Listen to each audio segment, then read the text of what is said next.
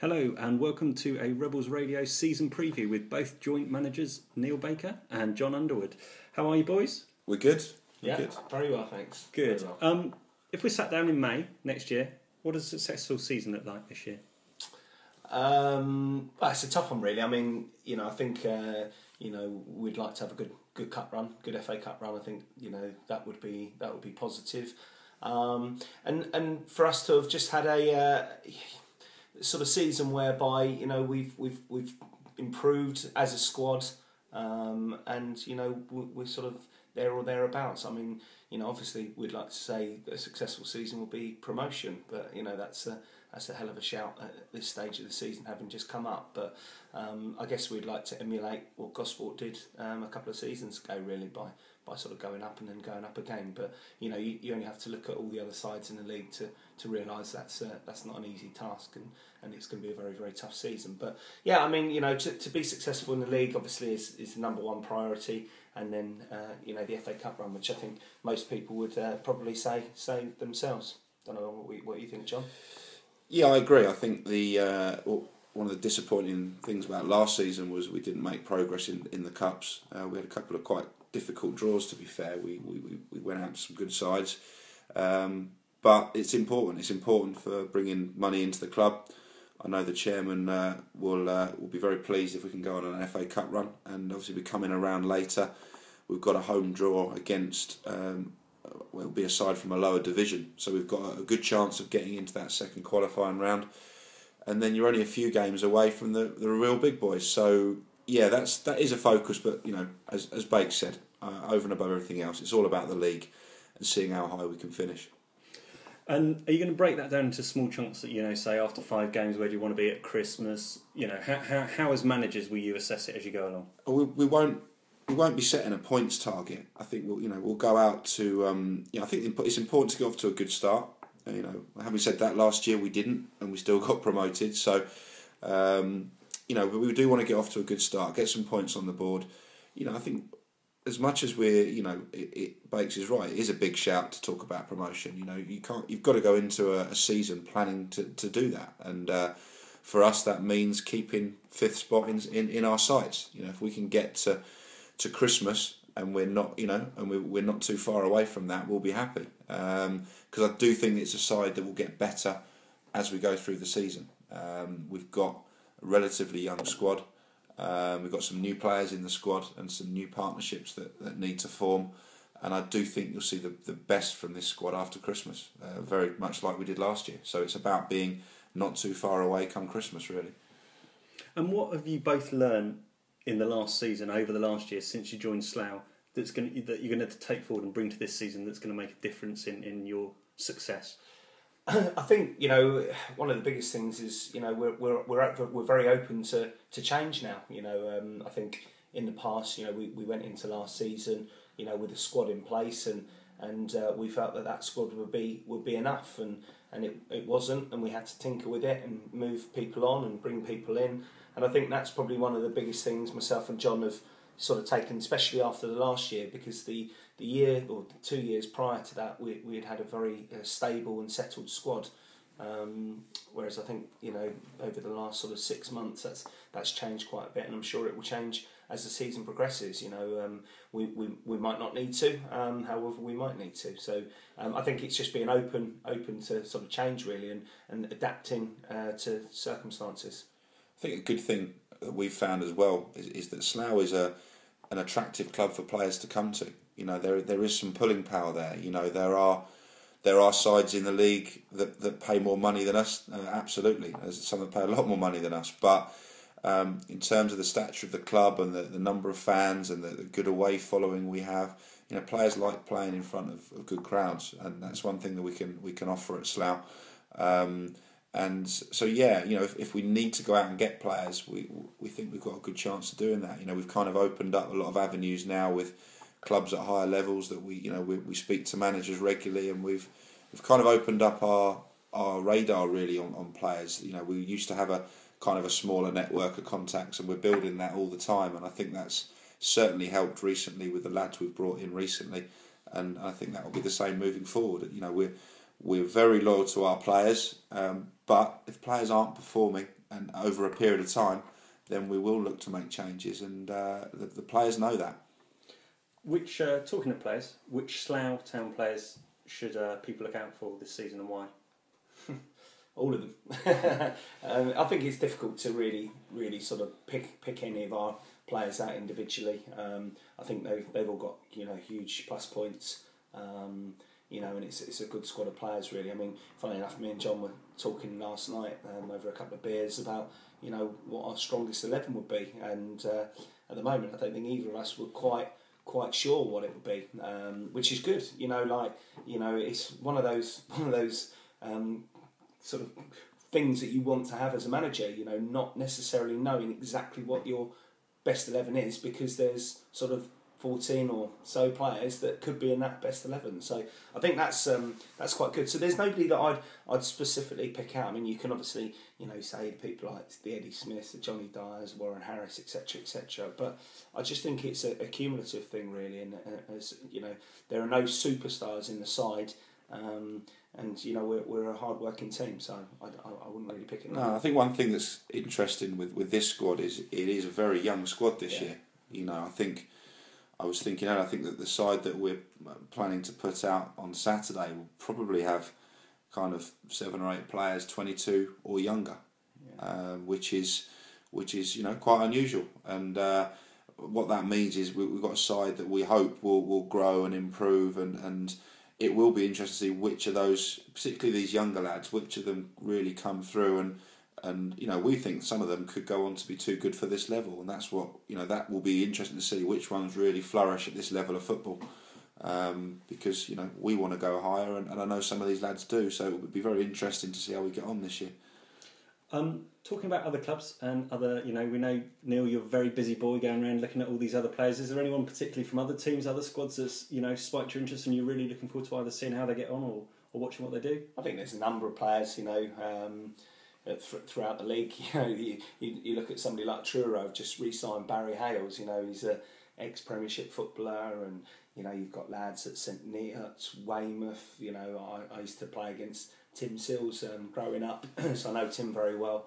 And he's a really good striker. At this level, and Stuart Yetton, I remember playing against him when he was playing at Truro, and he's a very good striker. You could literally probably go around each side. And there's players that have played at high levels and will cause problems for us. So I don't think there's specifically anyone that I would look at. But no, looking at it, it's a very strong league. You look at your fixtures, you look for kind of an easy run of games, and there isn't one. There won't be one. I think every game's going to be tough. Very hard to pick out a side that you think will go and win. And a lot of people are talking about St Neots, who have improved a lot from last year. They've signed some very good, obviously the 2 lads from Chesham. Some of the sides like Poole, Weymouth, Cambridge, Hungerford. They're very, very strong league, and I think we're looking forward to that challenge of playing real strong sides every week. I think sometimes last season where we struggled was against the so-called lesser teams, the smaller clubs, where it's their cup final playing Slough. That won't be the case this season. It will be, every game will be a real tough game, but a good quality game, and we're looking forward to the challenge as managers, and I know that the players are too. I think also the difference between some of the sides this year is they'll have stronger and bigger squads. I was reading somewhere that Hungerford have got 7 forwards, in their squad, which is a lot of players, and a lot of strikers to keep happy. But I just think there'll be a lot more strength in depth throughout the league, as opposed to possibly teams in our league last year where they would maybe have a strong 11, but they wouldn't necessarily have much beyond that. And I think that might be one of the biggest differences this year. And I think we've actually improved our squad as well. So I think we're in a stronger position than where we were last year as well. What do you both think are going to be the greatest challenges you're going to face this year, both perhaps on and off the pitch? I think kind of just building on what we just said, the intensity that there won't be an easy spell this season. It will be, can we keep up that performance level throughout the season. And what do we do if we do lose a couple of games, consecutively? Will the players respond to it? We want, that may happen. We're in a level higher, and so that will be tough. The fact that every week you go into a tough game, I think the travelling comes into it. There are some. We start next week with first midweek game is a trip to Hereford, and that brings challenges. We already know one player that won't be able to play because of work commitments. There may be one or two others that struggle because you're talking about leaving at 3:30 in the afternoon. So that will bring its own challenges as the season goes on. But it's about us having a strong squad. So if we're missing one or two, we're still strong. That's what it's about. To be fair, I mean that is a perfect example. Hereford, really, that is probably one of the toughest away games we'll probably have all season. Obviously, unless one of the longer trips gets postponed or whatever. But I mean, Hereford on a Tuesday night is not easy, and it will open the eyes up for everyone, I think. But at least once it's done, and to be fair, I think we get quite a bit of our travelling out the way in the first sort of month. Really, we go to Weymouth, we go to Poole, we go to Hereford. So it's in that respect, it's probably quite good. I mean, I actually don't think the travelling's too bad. It's there are obviously a few trips where there are. Where it is a long distance, like your Biddeford, your Truro Roads, but vast majority of the games are normally within a sort of an hour and a half, I would say, for most people. And in reality, in this day and age, an hour and a half isn't really a long time to travel. I mean, I know lots of people that travel an hour to work every day. So it's I don't see it as much of a problem. And the thing is the higher you want to go and higher you want to play, the more travelling you have to do anyway. So I wouldn't have fancied doing it in the South and West League last year, to be honest, because every trip was 2 hours plus pretty much. But in this league, you've got some local derbies and ones that are like 45 minutes, an hour away. So I don't think it's a huge problem. What are you both most looking forward to this season?